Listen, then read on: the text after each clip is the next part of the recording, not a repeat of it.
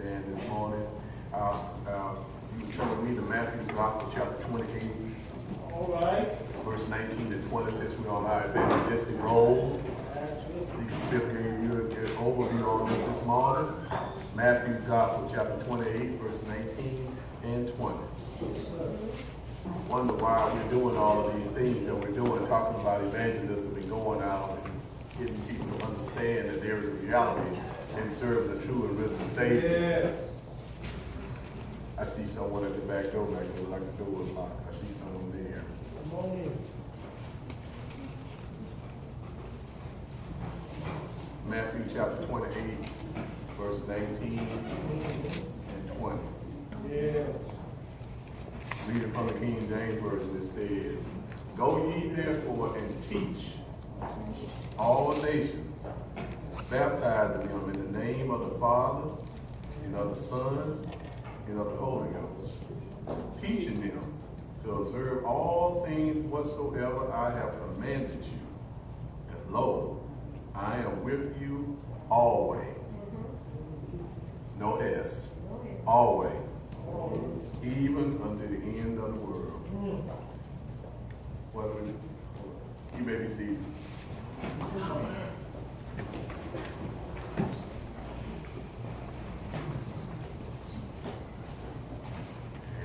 As we speak on this subject, taking it to the streets. Taking it to the streets. I don't know nobody start singing, you remember that Doobie Brothers song. Everybody shaking their head like this. You remember that Doobie Brothers song? Taking it to the streets. Remember that one? I call your attention to that familiar passage because it deals with the great commission that God has given all of us.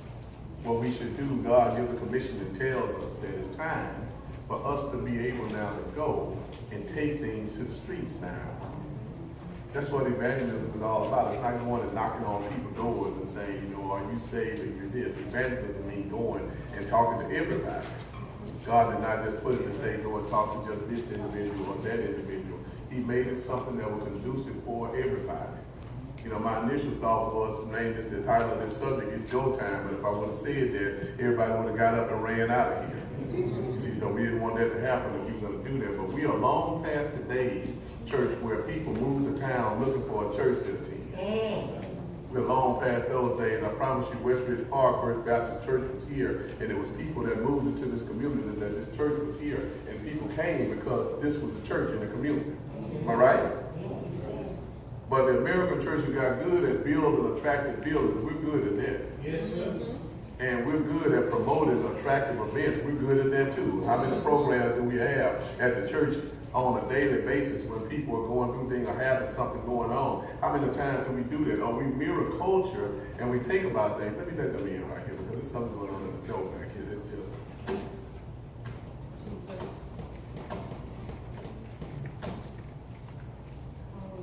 My Lord, have mercy. Okay. Oh, Lord. Oh, give me 2 minutes. In the name of Jesus. You see, I'm fine with buildings that glorify the Lord and events that communicate the good news of the Lord. However, it's one thing to talk to people and tell them about the goodness of the Lord. When we can't declare who we are in the church versus who the people are in the world, we have a big problem. Because people look at us and they tell what the church is about the membership who are there. That's why we have to take a message to the street to tell people who we are. Because people can see you every day and something. Remember what you did 20 years ago. I remember seeing you over in the alley. You was hanging out over there, something at Slim's Lounge over there. This is what you were doing. And people didn't even know you, but I knew you that you was associated with the club and you went to Slim and hung out over there. I know you was shooting dice in the back of the club over there and you all were playing poker up there in the front part of the club. But I can tell you that you were doing some things over there. And this is the message that people got of people that came here to this church. People can tell you where Slim were before they can tell you where Westridge was. That's the truth. But we got to remember and stuff where Jesus was. Jesus was not crucified in a cathedral between 2 candles on a cross, but he was crucified between 2 thieves, lowly people that nobody cared about. He was crucified by the side of a road where soldiers cursed at him. They gambled away in clothes. The religious people, the church people, behaved like common everyday thugs. Jesus wasn't taken from revival to revival, neither. He was taken from judgment hall to judgment hall to judgment hall to judgment hall. And that's the problem that we have in the church, that we judge people before we really get to know them. You know, you don't look like me, so I'm going to judge you and say that you're no good. You're not the same color I am, so I'm going to judge you and say that because I saw these people do that, that's the same as you are. But God will tell you, say, that's not the people that I'm talking about that you need to be trying to judge here, because you can't judge nobody but yourself. But we take it upon ourselves to be judge and jury of people, and God said that's not right. Then you become Judas, who sold Jesus out for 30 pieces of silver. You know, he said, well, all of these things was going on. We don't have to worry about who's in the White House. What we need to worry about is who's in our house and who's in the church house. Because when we start judging people, the Lord say, let me put this mirror in front of your face. Because before you start judging those people out in the streets, let me put this mirror right there. Because I can tell you something. You wasn't always the way you are right now.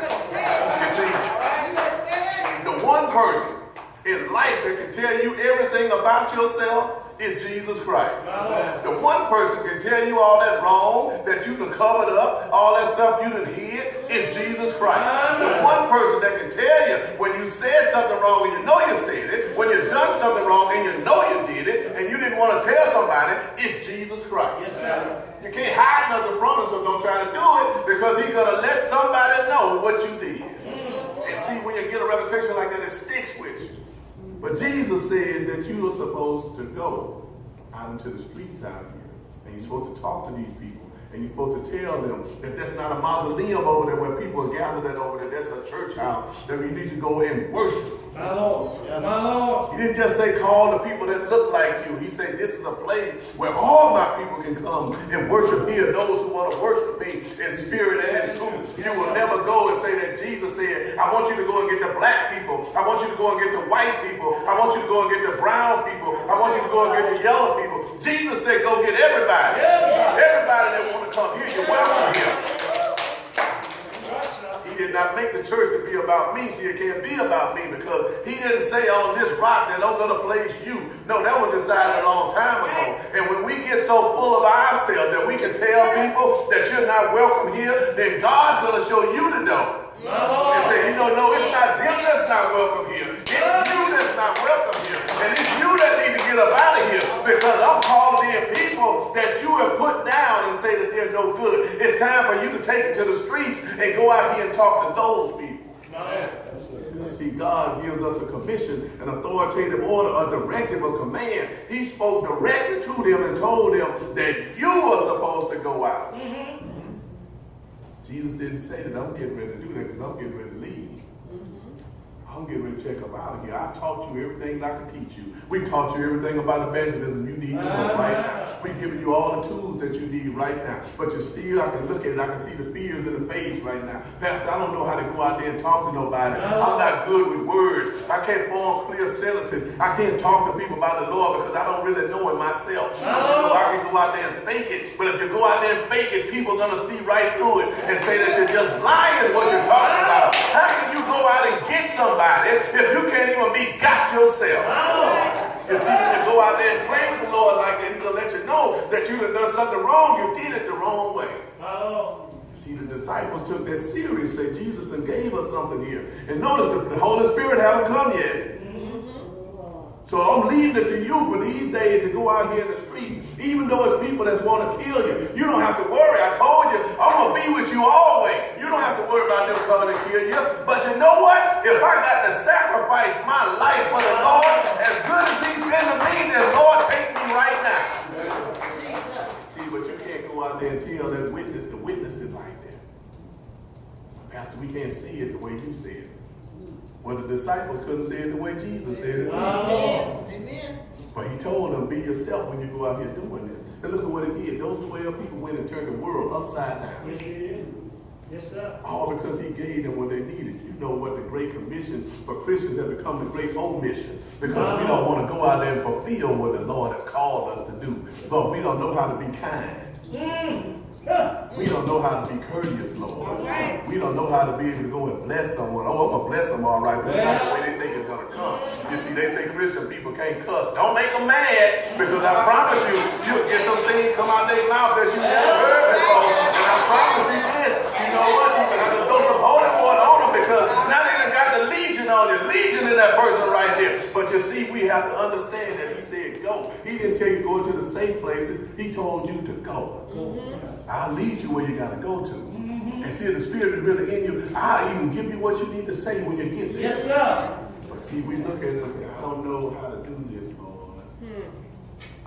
See, somehow we come to believe that the end of our responsibility is to just come to church on Sunday. If I come to church a couple times a week, I'm okay. I'll pray when I can, Lord. You know, I may not feel like praying this evening when I get home. They'll be asleep at the Cowboys play. I watch the game. I'm over here at Luby's. I'm my stomach is full. You know how we get. We go to sleep as soon as we eat and stuff. But you know what? We're going to go over here. We're going to do these things like, you know, I don't know how to do this. I may read the Bible every now and then. If it really hit me that I got to do something going on in my life, and I need some comfort, then I can read the word then. What, Lord, I ain't get it. You know, life. When life becomes difficult, that's when we call on the Lord. Life becomes difficult, and Peter reminds us that being just barely saved is not good enough. Being just barely saved, 1 Peter 4:18 says, and if the righteous, sacredly, or scarcely be saved, where shall the ungodly and the sinner appear? You see, we've forgotten that being a Christian is a militant thing. It's an activist thing. It's a thing of faith. You got to believe in what you're doing. When you go to somebody and talk to them and they want to talk, I don't want to talk about the Lord. You understand what I've been through. If God loved me, he wouldn't have let that happen. Come on, son. I don't want to talk to you about God. Don't talk to me about that. Then you got to pray for them, because you know God get ready to strike that person dead. You got to pray for them right then. You see, our orders are not to sit by while the world drops off into hell. That's not what it's about. We're not supposed to do that. Our orders are to go out into a world with people that hate me. All because of who I am. They hate me. Let me tell you something, young people. Young people, right now, when you accept the Lord as your Savior, some of your best friends are going to walk away from you. Yes, they will. Yes, sir. Let me tell you something. Some of the people, when you accept the Lord as your Savior, family members are going to walk away from you.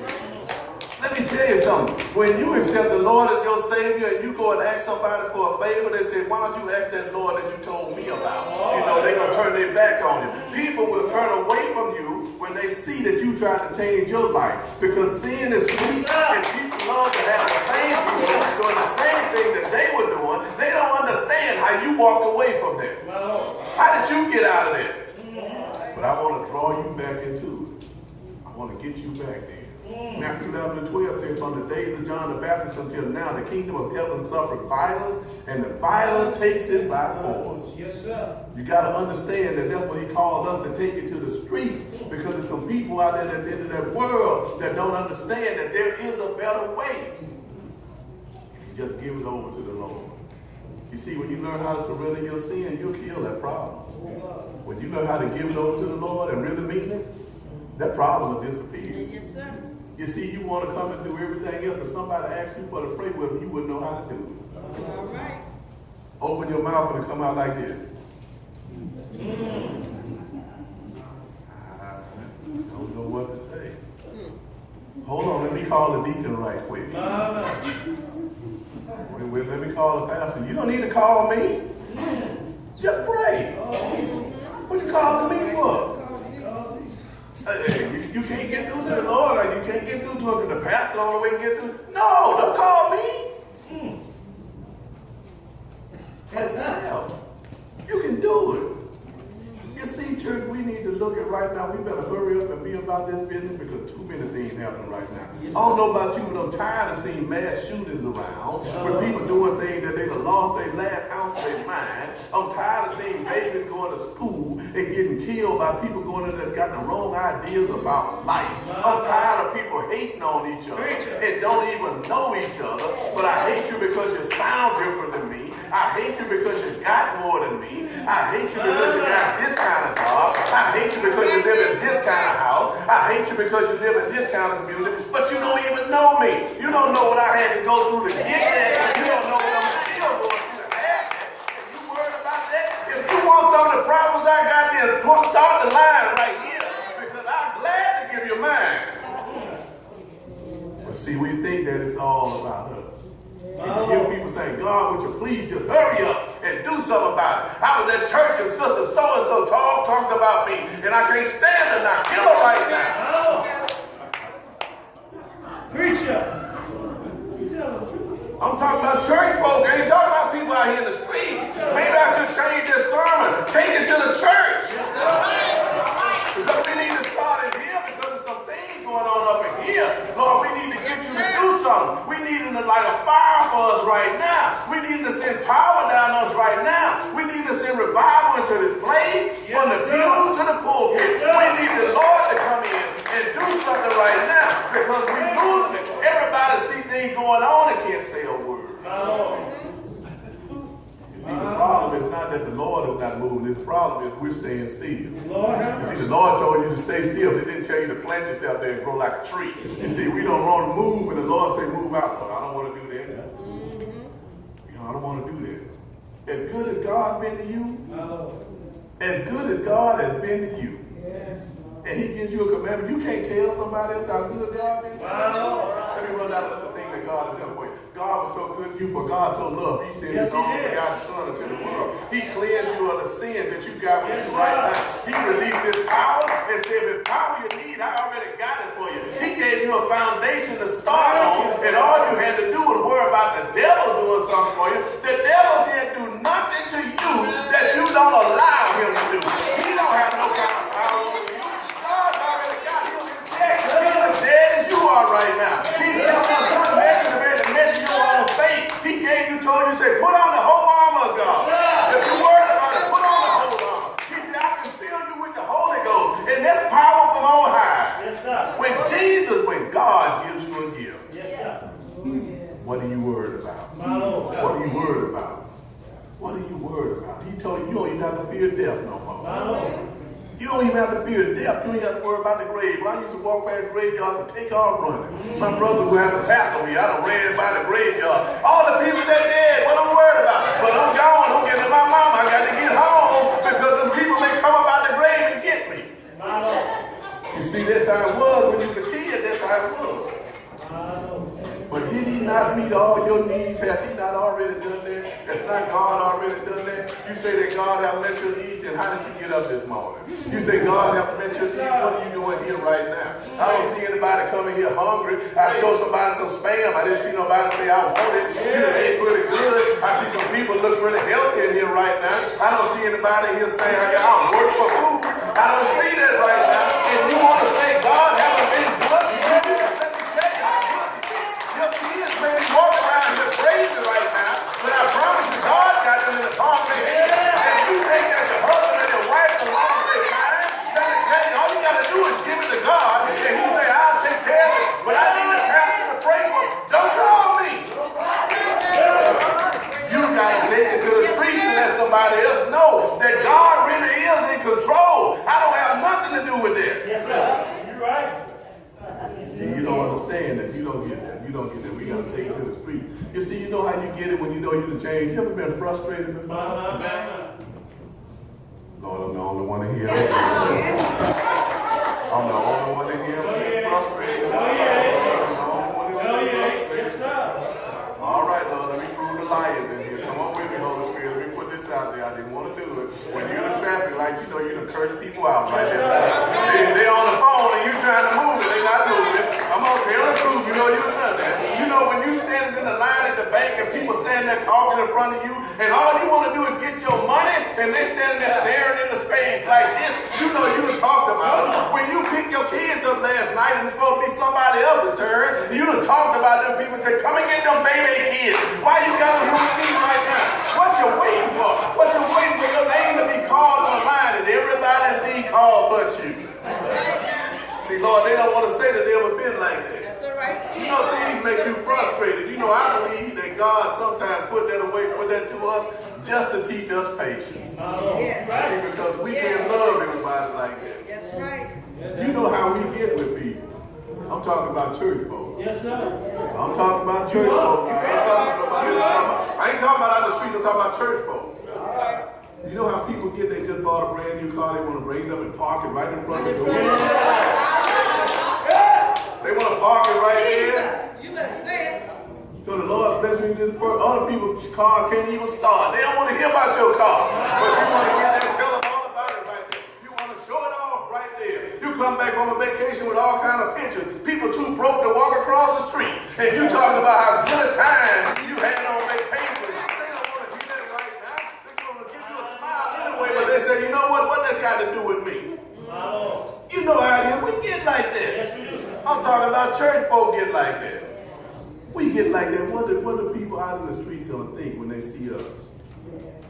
Can it come to the goodness of the Lord? Thank you. What about the bad times? Can you tell somebody about that? Can you take it to the street when you get that phone call Oh, Lord. at midnight?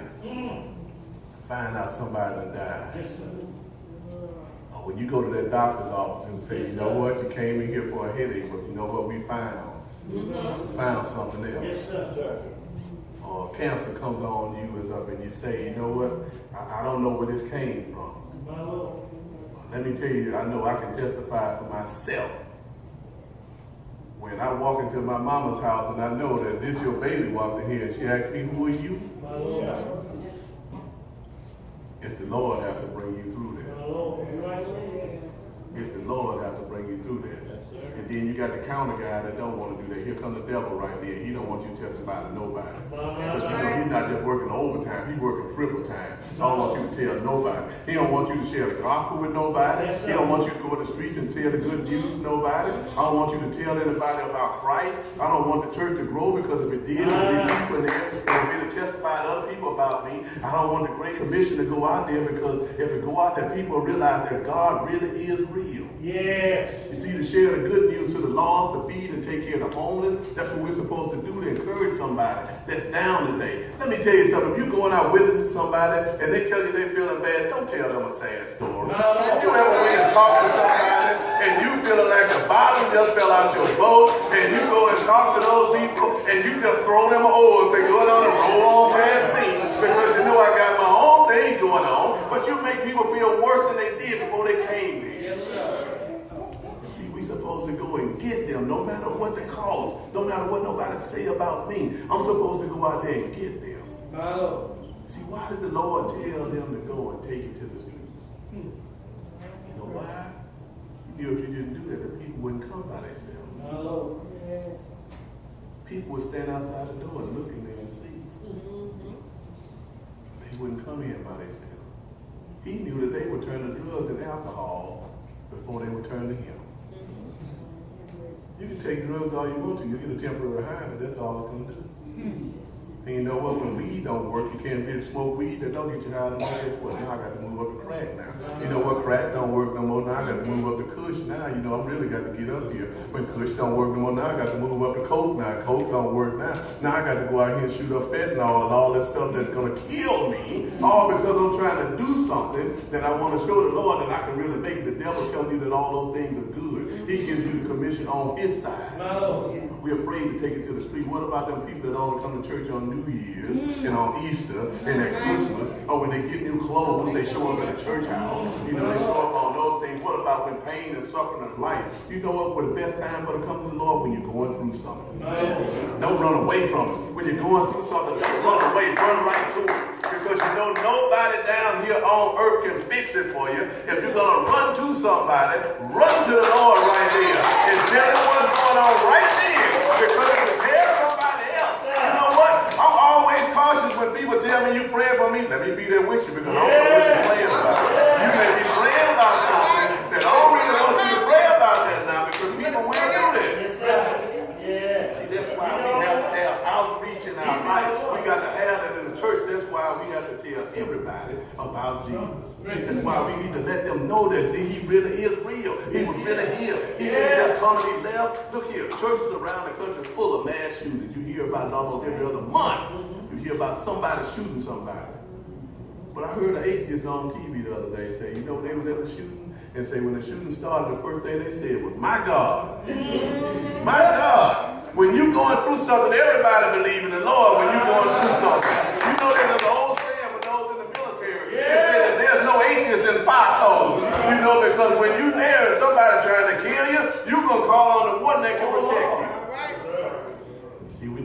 understand that the real health of the church is not the size of the budget.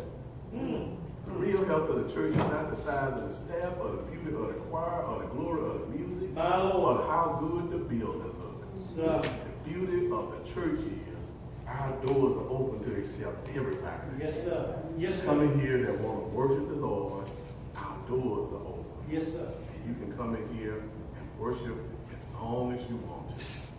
You see, 20 years ago, time ago, maybe 30 years now, but the time passed.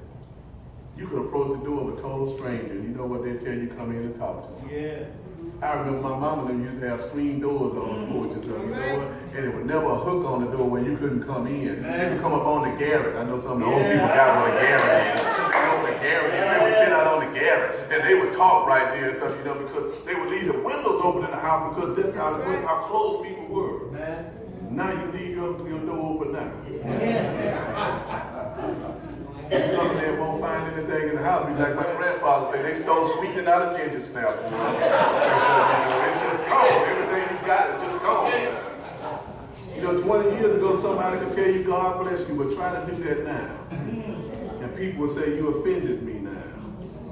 Try it at work and stuff where you used to have a Bible on your desk, and now you got to try to hide it because it offends somebody. Well, I'm willing to be sold out for the Lord. If that offends you, then don't come around me. That's right. Then don't come around me because this book right here means more to me than what you got right now. The Great Commission says, take it to the streets. The word go is an action word. Yes, I know I got yes, teachers sir. here, so make sure I got this right. The word go is an action word, right? The word go is sitting still. If you sitting still, they say you're not supposed to stay where you are. The word means go. Literally get up, get out, move. Yes, sir. Take it to the street. You got to go out there and talk to them about it. How do you do it? Let me give you an inside tip. 2 L's for you to be able to learn how to do that. You do it with your lifestyle and you do it with your lips. Yeah. You see, our lifestyle is critical. You cannot go and talk to people about doing one thing if you're doing something else. If you out there telling me, if you out there telling them don't drink gin and juice and you got a steal in your backyard, then you done told them the wrong thing. If you out there telling them don't do drugs and you out there selling on the corner, then you done the wrong thing. If you see that young lady down on the corner down there selling herself down there because she's trying to make whatever she can and you ride right by and talk about her later, your lifestyle, the spotlight is always on us. See, they have an excuse. We don't have an excuse. Taking it to the streets, it involved our lips also. Jesus had to teach the disciples what to say. They didn't understand what he was saying. The words, he said, you'll get this later. You don't understand it right now. We got to live that kind of life. We're to tell a lost world what Jesus did for us.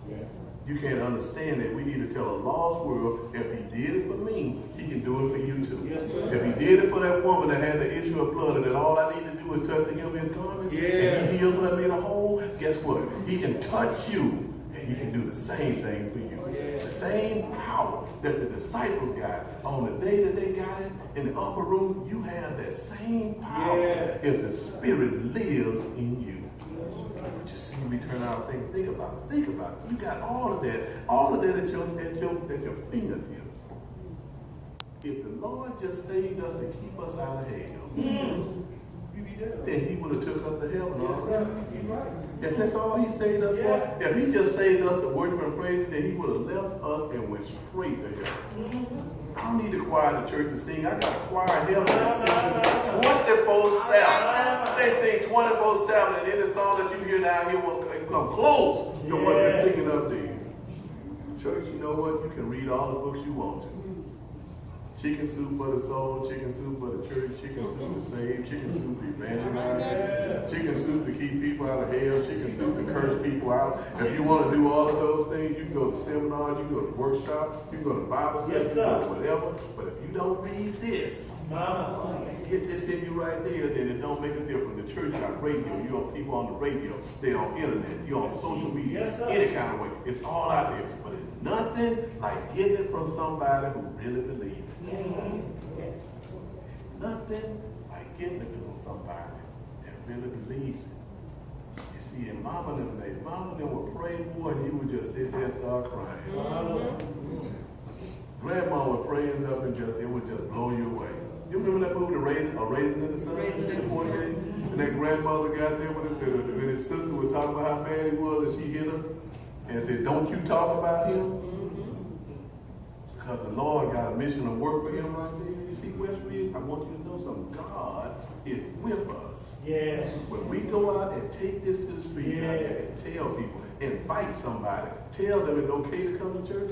You don't have to wear a suit up in here. Let me dispel that notion right now. Who said that you had to wear a suit to church? Who said that you had to dress up coming in here? If all you got is a pair of jeans and a t-shirt on and you want to come into the church house and pray, come right here. Because I promise you, let me tell you something. There's going to be some days you're going to see me coming here. I'm not going to be like this. Because in order for me to go out there and talk to the people in the streets, I want to be with them. I want to go out there and be with them. I want to go out there and sit with them. Yeah. I want them to know I'm not too good to come out here and talk to you. I haven't arrived yet enough to be there. You see, Westridge, John 1:4 says, and the Word became flesh and dwelt among us, and we beheld his glory, the only begotten of the Father, full of grace and truth. Yeah. Emmanuel, God with us. Yes, sir. Taking it to the streets, Jesus said, come unto me, all ye who weary and are heavy laden, and